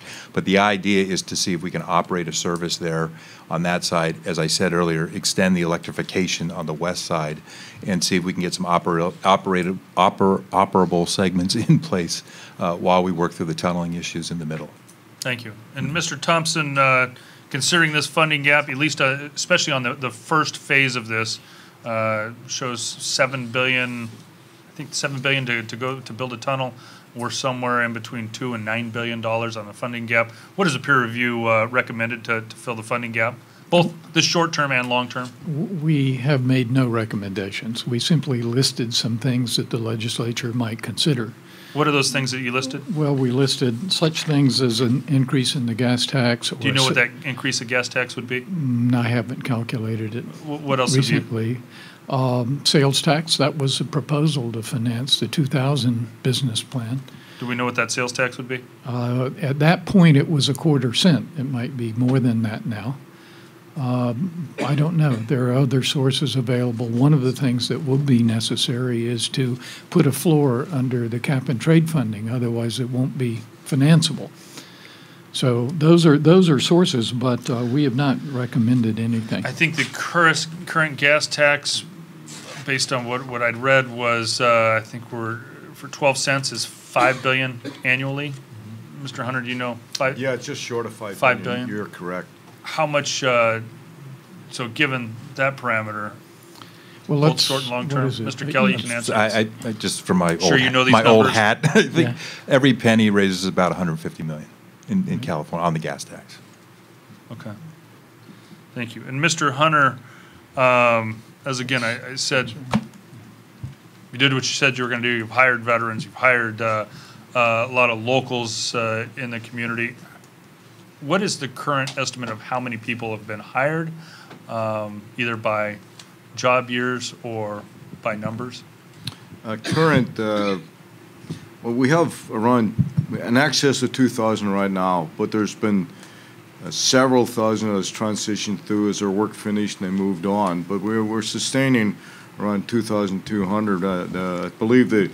Those are individuals? Yes, individuals. But you calculate this normally, labor calculates by job years? Yeah. So some have come in and some have gone out. Do you know what those job years are? Yeah. As of this time, I'm not sure. The way that we're looking at it right now and the amount of workers we've got on there for the length of the project, we're believing somewhere to 240,000 man years, which are and women years too, because we've got a lot of good women electricians and other people out there. I just thought I'd get that. In the building trades, we're constantly trying to change our language to adopt to the workforce, and so one day of 8 hours for a worker moved to 240,000 years. So it's substantial. I'm not sure of exactly what the man hours are at this time. It's been in excess of $2 billion of work in the Central Valley, and it's driven thousands of jobs for local workers. So do I hear you saying it's 240,000 man/women years? Women years. Thank you for that. In the construction, and we believe that's a lot. We've got vast experience in tunneling, both in Los Angeles. We're doing the mass transit. Of course, we were the workforce of the BART and onto the Delta. A mile of subway in Paris is around 500 million subway, including stations. I think this is a critical point, and it's certainly one that I want to better understand as we move forward. According to Prop 1A, this was supposed to create 300,000, I believe, men and women hours through years through the entire project, which was supposed to be done in 2020. So if we've already done 240,000, but yet we've only done a small segment of this so far, and we've still got another 20 years to build this thing. Mr. Kelly, Mr. Chairman, yeah, can I help? We estimate from the investments between 2006 and 2017 that the job years is between 28 and 32,000 to date during that stretch. Okay. The 240,000 job year references for the full build out of the valley-to-valley service. That will create 240,000 job years and $50 billion worth of economic output. Over the life of the project? During the construction piece of that project. Does that change whether or not we have longer delays? I'm sorry? I mean, going, instead of completing it in 2020, if this is now going to be 2033 or beyond, does that number change? Does it extrapolate more jobs if a project has a longer time period? Yeah, I don't know if I'm answering this. I'm sorry. Either one. I'm not sure if I'm answering this exactly on point. I just say that our estimates are tied to the schedule that we have. So we have laid out what the Central Valley and what the Central Valley is from 06 to 17, and our estimate on Valley to Valley is for that full build out under our schedule. That's the 240,000 job years that we estimate. And that's under the current schedule to 2029. Thank you. Mr. Garamendi. Thank you, Mr. Chairman. A couple of very quick questions. Mr. Scoville, the issue of NEPA being taken over by the state, why hasn't the FRA completed that? They've had 67 days to do it since June 1st. Can't answer for FRA, sir. That'll be a question for us and as we go forward with the audit. Okay. So it is one part of the risk. One particular issue then which we could bang on the FRA to get that done. That would then free up both money and time. Secondly, Mr. Thompson, you have stated categorically that the fundamental problem is we don't have a funding source going forward. And if we had that, things would be better, but not necessarily solved. I'm a member of the Armed Services Committee. In the next couple of days, the President's going to sign the new National Defense Authorization Act, which confirms once again that we'll have a 330-ship Navy someday within the next 15 years. There is no secure funding for the remaining 100 ships to get to 330. That's both replacement as well as the $12 to $15 billion for 2 new aircraft carriers. So the funding source, even for the U.S. Navy and our national defense, is an ongoing issue year by year going forward. I'll just point that out, that for major projects, and this is about a 2-decade to finish this total project, yes, we should be concerned about a secure funding source, but it looks to me like, Mr. Kelly, you have secured about 80% of the funding necessary to complete what you now call the step 1 of phase 1, which is the tunnel and San Francisco to Bakersfield. Is that correct? That is correct. So about 80% of that, in your estimation, has been secured.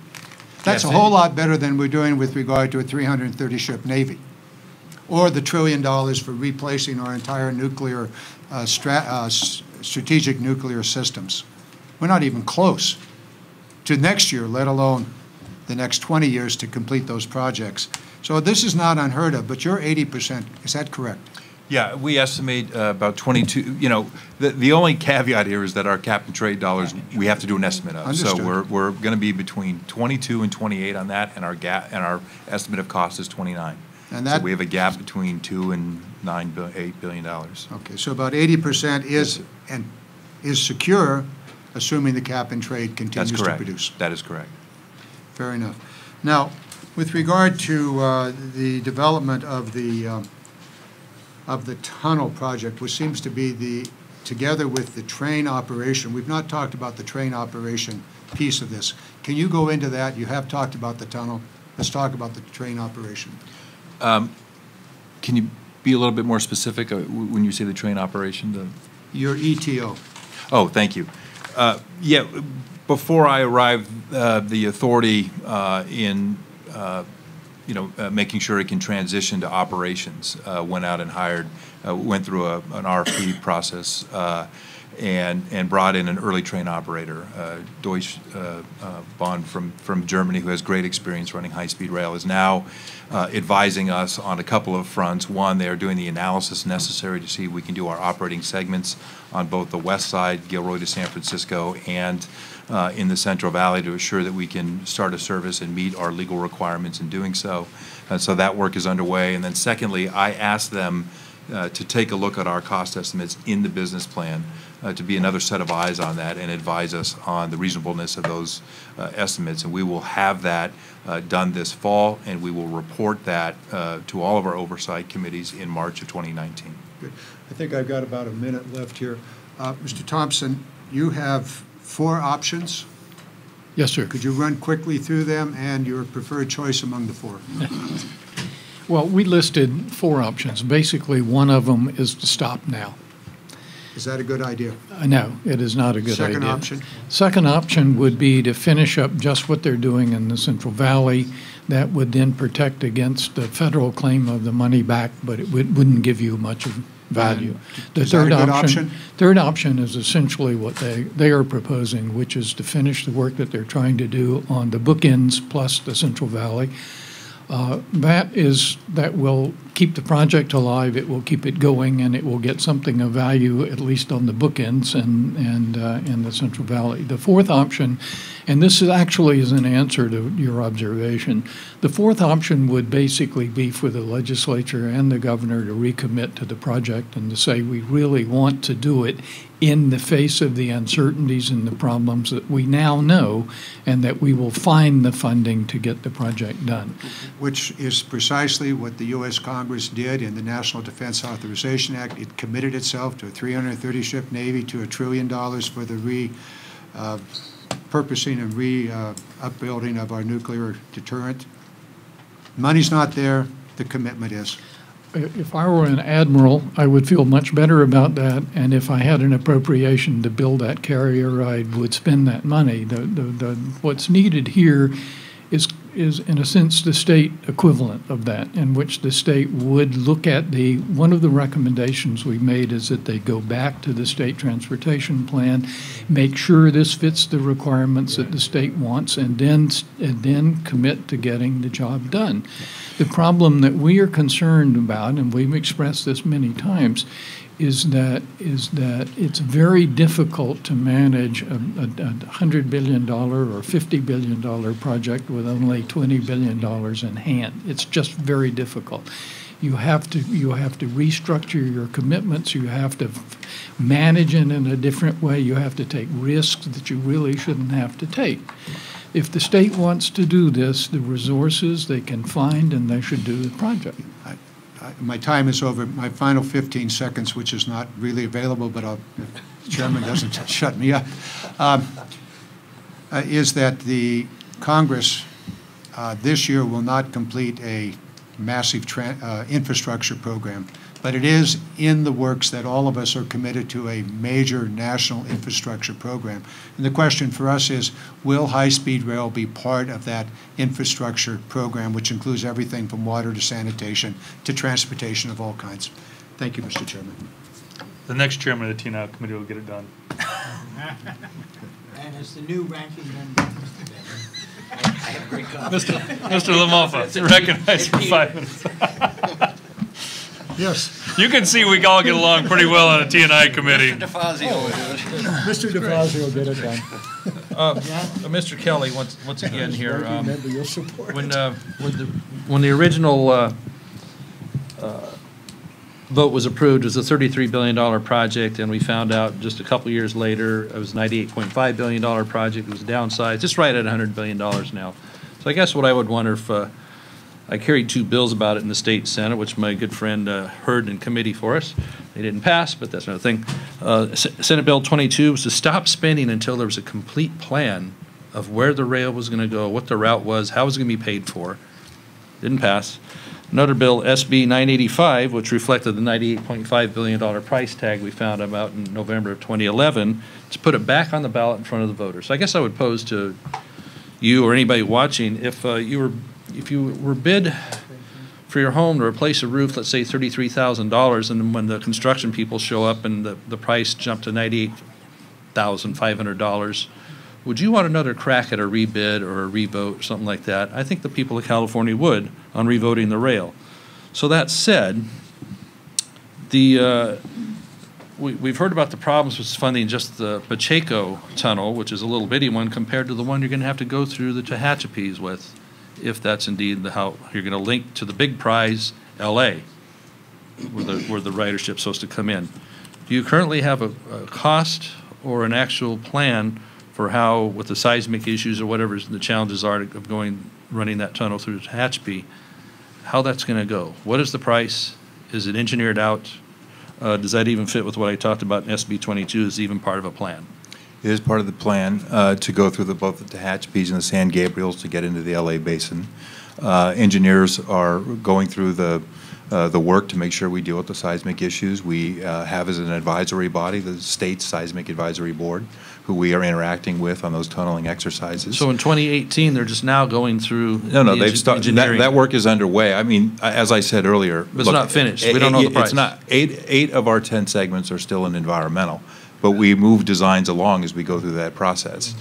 That segment down there is still in environmental, but we are working through that process. It is designed further enough where we can make cost estimates, and we have a cost estimate for that tunneling exercise that has a big swing right now because it could be as little as 12 or as much as 25, depending on what you do at the end. 12 to 25 billion in comparison to the 7 billion of the Pacheco Pass. That's correct. Yeah. How many more miles is the Tehachapi? I think I'm going to ballpark this. For here, I can get you the specifics, but I think we have on the order of 35 miles in tunneling through both mountain segments. 35 miles of tunneling versus 13, was it, at That's about right. Pacheco? So That's almost triple.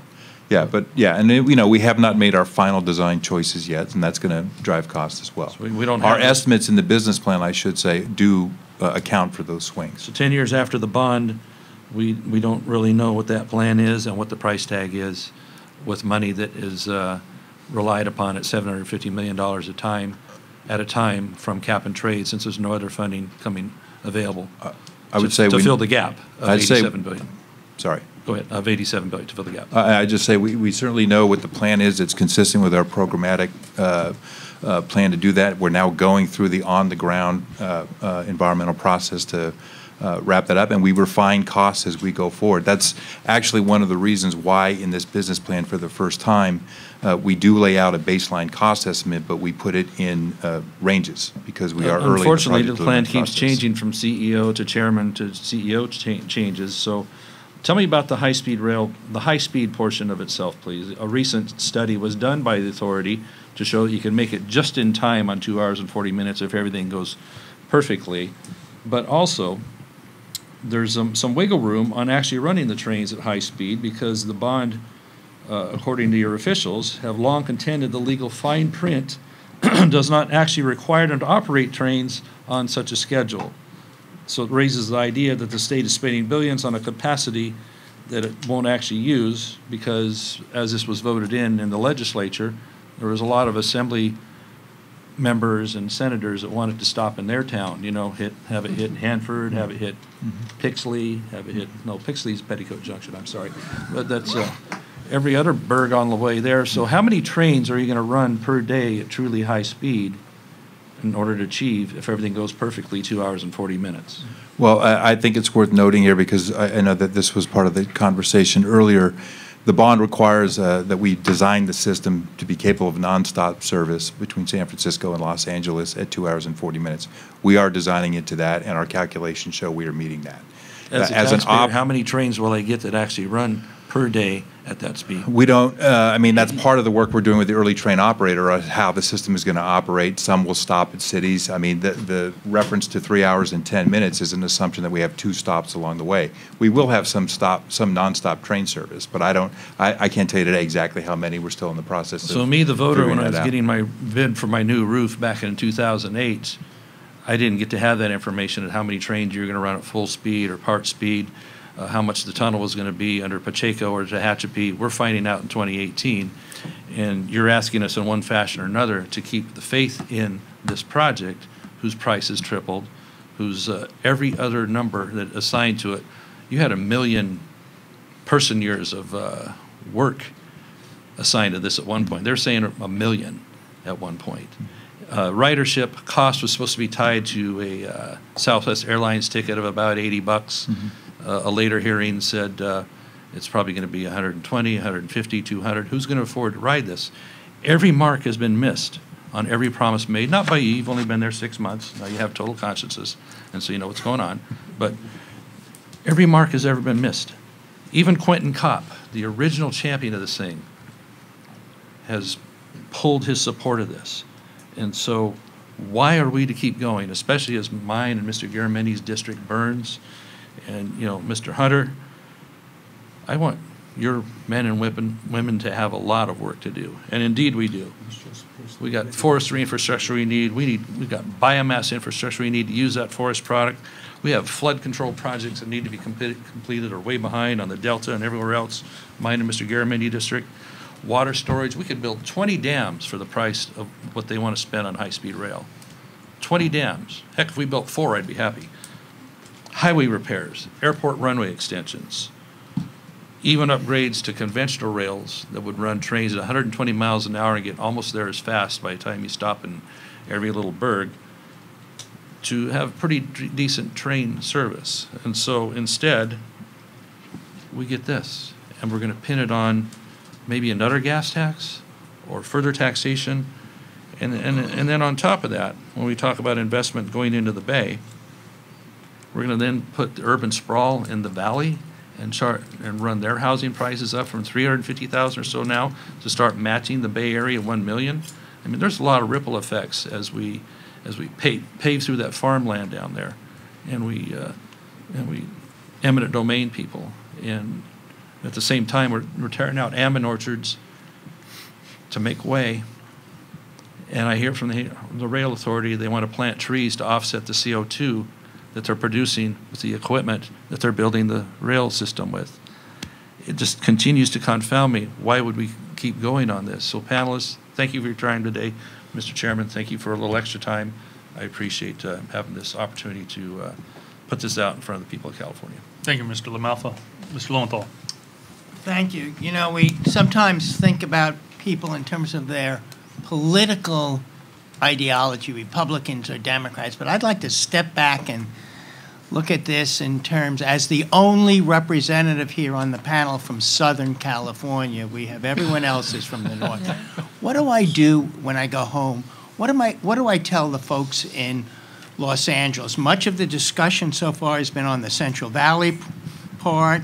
We've talked about the Trans-Bay Terminal down to San Jose, the Caltrain, and what's going to happen there. We've talked a little bit about Silicon Valley out to talk to me, any of you. What do I go home and tell the people in Los Angeles? Where is that focus? We're the population center. We're the largest part of the population center. When are we going to be involved in this? And what is going on that I can say, go look, go see what's happening?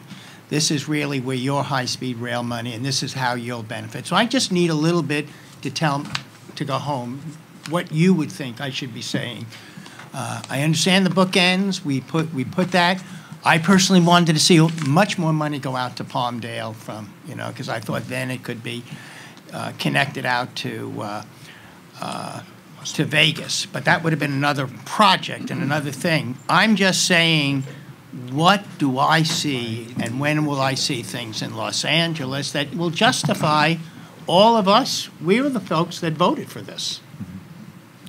Well, let me take a shot. First is, as you alluded to, we are now full investment partners on $500 million worth of both the LA Union Station rebuild that'll come down there and the grade separation at Rosecrans Marquardt. That will not just benefit high-speed rail, but will also benefit your regional providers down there. Right. So we're part and parcel of that. We are this fall picking our preferred alternatives to get to complete the environmental work down in that section for the 3 stretches between Palmdale all the way to Anaheim. And we are working closely with others on investments in shared corridors, which the legislature here recently put forth a funding package for rail modernization investment in shared corridors like the corridor between Burbank and Anaheim that we can invest in. We've been doing modeling exercises with BNSF and the other rail operators to figure out how we can all co-locate and co-work in that area. And ultimately, I think it will lead to a funding agreement between the partners like we have in Silicon Valley with Caltrain on how we move forward to make the right capital investments in those corridors. So we have estimated a 2033 timeline, but I'm hoping once we get the environmental stuff done, which we are going to do by 2022, we'll move more quickly on shared corridor targeted investments throughout that area that will be including grade separations and other things to get the electrified segments in place down there. And ultimately, we do need more revenue for that area, and we have to work through that. But there are things that people will see in terms of advancement down there starting later this fall, and capital investments underway now through our bookend dollars and the shared corridor program to help us get going. Mr. Thompson, when are we going to see something? I have to defer to Brian. He knows that answer much better than I do. Because while this is an issue, because there's a lot going on in the north, there really is, as it should. We're not hearing anything really in the South. And, I'm just saying, what do I do to go home and tell people? I'm up here. We had a lot of discussion about what is actually happening, little discussion about Los Angeles and how that's going to be connected. Mr. Hunter. Congressman, you can't tell by my Irish brogue, but I lived in L.A. for 35 years, and I'm a... We can tell. And when I was in Fresno and we were, kicking off the construction, I said the Irish have a great history of building railroads in this country, but we're going to find the workers right here in Fresno, Madera, and in the Valley to build this project, and that's what we've done. But we are working on a 1-mile overpass in Rosecrans. We're in at Union Station. We've opened construction yards in Bakersfield. We have done Measure R for transit systems within L.A. I've worked on the Burbank Transit Center. And of course, we've been in Orange County and done the massive transit center. So, it's rocks skipping along the river, but they're all in a line, and I think it's going to work for us. I'm just saying it's a hard sell now because we don't really see those kinds of impacts. You're going to see much more of it up in the north, as it should. And I'm not saying it should, but I'm just saying we have a difficult sell because we're not. There are small pieces as we're doing, but we're not really seeing a real stretch that's going to be high-speed rail, or that we're saying, see that area. We're going to be able to get from Bakersfield to Los Angeles in 5 years or 8 years. That's on the drawing board. That's way in the future yet. I think it will be clarified further when we complete the environmental work down there and we can start making investments on the shared corridor, and I think people will start to see that. I sure hope so, because we don't, right now, we're not seen as part of this. Thank you, and I yield back. Thank you. We are going just a little bit over time today. We're going to conclude here shortly, but we've been yielding Republican time to Mr. DeSaulnier today. We're glad to have him back on the Republican side. Even for only one day, we'll take it. I don't think I'd ever get out of a primary. Well, I want to touch on a little bit what Alan's talking about and the challenge to get to L.A., and you both alluded to it. So, Mr. Thompson, you mentioned the mega project hearings we had, and in the Flyberg report on all the mega projects in the world. He estimated that there's not estimated. He found that on tunneling projects in particular, and high-speed rail in particular, the cost overruns, the assumption that they were very significant. I can't remember what they were, but 30% or something like that. So given the challenges of getting over the Tehachapies, and Brian, maybe you could answer this too, where the grade is significantly higher than anywhere else, the grade for high-speed rail, I'm told by people around the world, should be about 3%. There it's as much as 6%. So how are we going to get through the Tehachapies, and what is the real cost going to be in order to link up? And I know this is, I agree with what the authority is doing in terms of changing the strategy because of this, but maybe Mr. Thompson and Mr. Kelly, you could talk to that. Well, just briefly, in history, in the 2012 business plan, the authority was undecided at the draft plan whether they were going to go south or north. Mm-hmm. And at that point, we recommended strongly that they go south because that's where the demand is. That's right. Unfortunately, in history, what happened with the budget that they had, and this loops back to the problem we're discussing, they had to make the choice to go north because they only had enough money to go in that direction. But there was never any question that the right decision would have been to go south. Now, in the 2018 business plan, we're at the point where they can't quite complete the northern link either. And so we are still at this point of funding, and what's the funding source that they can rely on. As to the engineering issues of the Tehachapies, I don't know that that's any more difficult than Pacheco. There are earthquake problems, there are geological problems, and I know you're doing more and more work on this. But I think what I would say, as you suggest, the Fluberg analysis suggests that you better not be proud of your numbers until you've actually done it. And here, I think we just have to face up to the fact that the numbers have a pretty wide range of variation around them. They just do, and there is no way at this stage to eliminate that until you actually have final designs and engineering estimates to do the work. And even then, you never know when you start drilling the hole what you're going to find.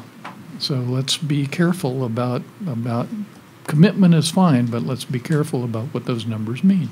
Brian, and the Japanese are the world experts at this. They've done it the most, so I hope you have conversations with them as well. Yeah, we are, and in fact, we put in our business plan, and by the end of the year, we're hosting a tunneling symposium that will bring in international expertise on this issue, where again, this tunneling stuff, it seems a little foreign here when you talk about tunnels for high-speed rail, but they're building them all over the world successfully, and we intend to do that too. One comment I just make about the tough choice on north versus south, the authority has had, I think appropriately, a philosophy that we maintain in our business plan now. Because we are in a constrained funding environment, we have to make investments that we can complete real mobility benefits out of, and we don't have every dime we need. And so the assessment was made that we can get further by going north and providing mobility and environmental and benefits in the short term with the money that we had. And if we had all the money we could, we may have made a different choice, because it is more expensive to go south. The Tehachapies are tough, but we didn't have all those dollars in hand, so we made the call we made. And I still think, and we are proposing in the business plan to use a building block approach to find mid-term mobility, environmental, economic benefits as we build the whole Valley system, then get that operational and use some of those revenues to go south. The only thing I'd say on the tunneling piece, it's important to note that in the business plan and our use of ranges on costs account for some of this difficulty and the decisions we have to make on the designing point. That's why, for the first time, we put ranges in this. We're looking at these things, and if the low end could be this, if some of these difficulties are solved, the high end's a little bit different depending on how bad it is, and we refine those costs over time. So every time we come back, those ranges will narrow, and we'll get to a refined cost as we go forward. No, I appreciate that. Thank you, Mr. Chairman. Thank you, Mr. Saulnier. Ms. Lofgren. just a few other observations or questions. I think this has been a very helpful hearing, Mr. Chairman. I appreciate being included. Thinking about big projects in our history, when Eisenhower announced we were going to do the Interstate Highway Project, we didn't know how we were going to pay for it. We didn't have the money in hand, and yet if we didn't have the Interstate Highway Program, the country would be in serious problems. So that really goes to the issue, if we don't do this, what will we face? Now, I remember seeing some estimates. For the lack of this investment, we would have to make different investments in airports and lanes of highway and the like. Can you tell me, Mr. Kelly, there's no cost-free way out of this if we're going to continue to grow and have a vibrant economy. Isn't that right? No, as I described this project as transformative before, because I think it achieves what we want to achieve in California with our transportation investments. From a mobility perspective, there's no other single project I could point to that can reduce travel times like this can. Getting from Fresno to San Jose, you can build a lot more freeways, but those cars are not going to travel at 200 miles an hour. And so you can't get that mobility benefit by just doing that. Not to mention, I think we already seeing in California, because of the housing issue, you're seeing more and more people move and migrate toward the Central Valley for affordability of housing. Right. But today they're driving to the job centers of the coast, and that is adding to congestion, air quality issues, and other things. And this is about defeating that by offering a better alternative, and that's what we're putting forth here. To your question about other investments, I know there was an analysis done, I think, in 2012 that suggested, the mobility benefits and the ridership numbers that we see and what you will provide here, it's the equivalent of building 4,300 lanes of highway, expanding every airport's runway, which is difficult in California now, and those costs are in excess of $150 billion to do those things. So, it is all about choices. For me, in my time here, again, I haven't seen a project that I think can deliver the mobility, economic, and environmental benefits that this can, and that's why I'm here. Well, I'm sympathetic to the point made by Mr. Lowenthal, because we all have, our bosses are the voters in our districts, and we have to have them understand why this is of value. But I think if at a 2030 completion date, very few of us are going to be in the Congress by the time this is all done. And yet, it's still important for the future of our state that we have this. We want an economy. People have to be able to move around. And so we have to have some patience here, which is tough to do, along with some creativity to find the missing pieces. But I just really want to thank all of the witnesses here. You've been enlightening to us. You've played an important role for our state, and it's important what you do. So thank you very much. And Mr. Chairman, I'll yield back. Thank you, Ms. Loughlin. Just finally, as we close out here, a couple of issues on procedure going forward with this new audit. Mr. Scoville, if you could just answer a couple things as we go forward. First of all, why did you initiate we're doing the FRI's oversight on this? What were the red flags that allowed you to say, yes, we need to audit this? We needed to audit the California high-speed rail system, the proposal, and the federal money in it for a number of reasons. First, FRA has appreciable dollars in it. It's in for the tune of about $3.5 billion total. $2.5 billion of that has already been spent. There's a matching requirement on the state authority to match their share so that the federal dollars will be put to best use. This kind of grant-making effort is new for FRA.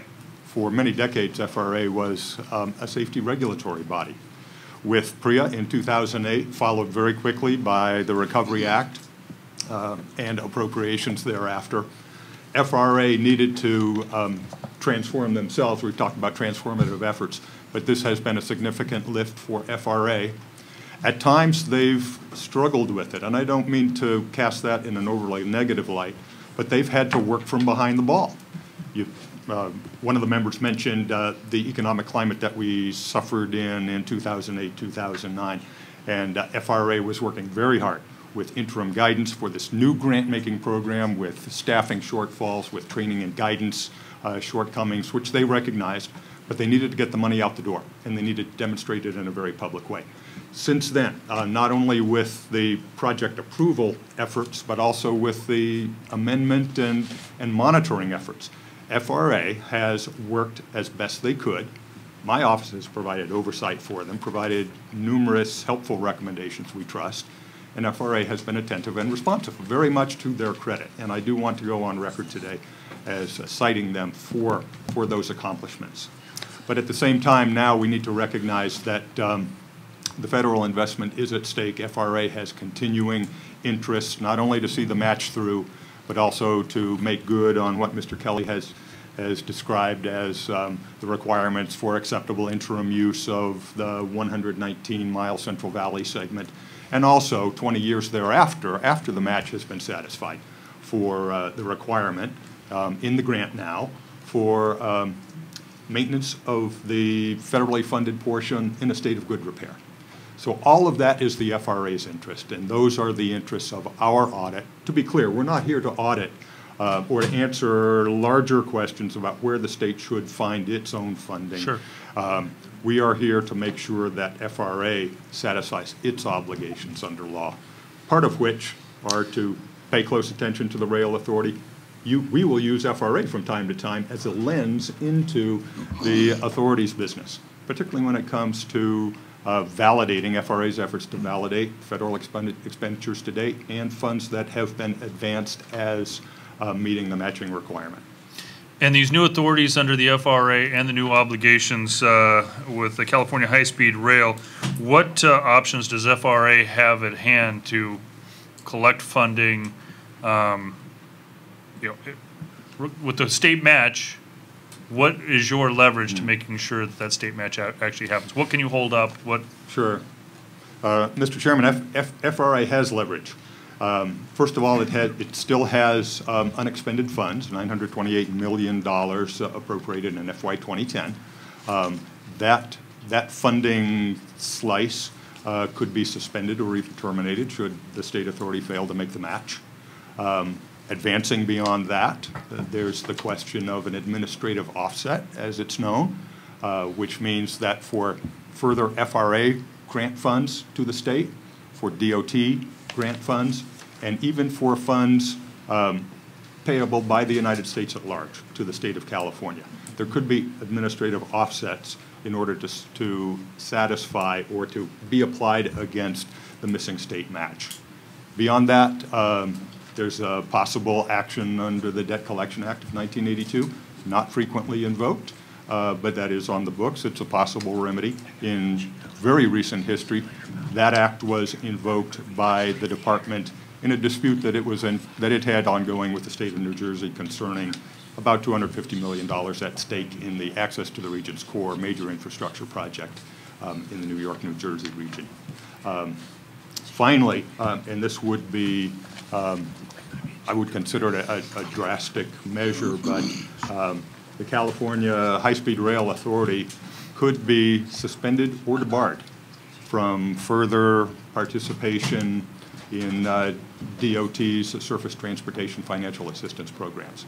That would require a finding by FRA and the department that the authority was not presently responsible, which sounds innocuous enough, but certainly for an entity like the authority and for the state of California at large, that would have tremendous impact. But that's the legal requirement for a suspension or debarment action to take place. Thank you. And finally, last question: as you're going to this new audit, are there findings that you found in the 2015 audit that you feel are relevant in this one? Yes. Our 2015 audit looked at the amendment processes and guidance that FRA had in place, not only with respect to the California grant, but to all of its grants across the board. And we also looked in that same audit, in the 2015 audit, into the monitoring procedures that FRA had in place. And we found shortcomings on the amendment side. On the policy or guidance proposals, The policy pertaining to the possibility of a tapered match, which had been entered into by FRA with the state authority in 2012, that was in place and appeared to us to be reasonably satisfactory. On the other hand, aspects of guidance that pertained to other issues that might come up in the course of amendment negotiations between FRA and other possible grantees. Parts of those guidance were incomplete. Other pieces of guidance were, frankly, missing. And so we cited those in our recommendations to FRA. On the monitoring side, we found that FRA had not insufficient procedures in place to account for shortcomings that it found in its own reviews of certain grantees.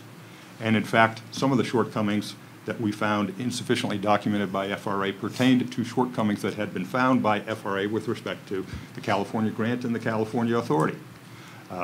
Things like schedule slips and risk management plans, cost estimates, all of which the authority was on the hook to provide FRA. FRA had closed those findings without documenting them, which put the authority and FRA behind going forward if they needed to revisit any of those issues. There would be no corporate memory on that stuff. So we recommended that they clean up all of that process. And they have followed through on that, again, very much to their credit for FRA. Thank you. Mr. Chairman. Mr. Kelly, you have any just- final parting words to? Yeah, I just think it may be helpful for the committee to know that just where we are on the match. It was stated earlier that with a $2.5 billion match requirement, we're about $937 million into that. From a time perspective, we're about 15% through the time, and we're about 40%, just under 40% on having met our match. So we're ahead of pace on meeting the match for these federal funds. Well, thank you. Thank you to each of our witnesses. Certainly thank you to each of our members to come to this hearing. As I've said before, this is a critical issue. It is one of the largest projects in the entire country, if not the largest project, which is why we've held 4 oversight hearings out of the 6 years that I've been chair of this committee.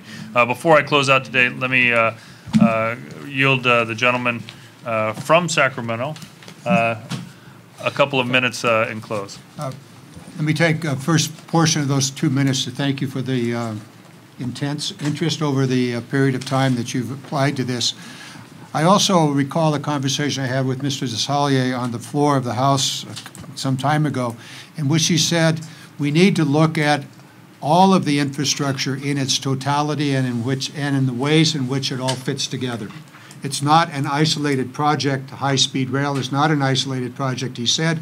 It fits into the highway, it fits into the airports, it fits into the ports, and all of that infrastructure. And in that context, this is an important part. I just note that if we don't do this, then what must we do for transportation? And it is a number perhaps twice as big as this one project just to do that. And so, Mr. Chairman, as you continue your work as the next ranking member of the full committee, we look forward to our work together. And with that, thank you for this hearing. Thank you, Mr. Garamendi. We shall see. One of the most important parts of this hearing is what we do after the hearing and making sure that we provide questions in writing to follow up on these details and request answers back from each one of you. So thank you in advance for that. And thank you again for your testimonies. If there are no further questions, I'd ask unanimous consent that the record of today's hearings remain open until such time as our witnesses have provided answers to any questions that may be submitted to them by writing. Unanimous consent that the record remain open for 15 days for any additional comments and information submitted by members or witnesses to be included in the record of today's hearing. Without objection, so ordered. Again, I'd like to thank our witnesses again for their testimony. No other members have anything to add? The hearing stands adjourned.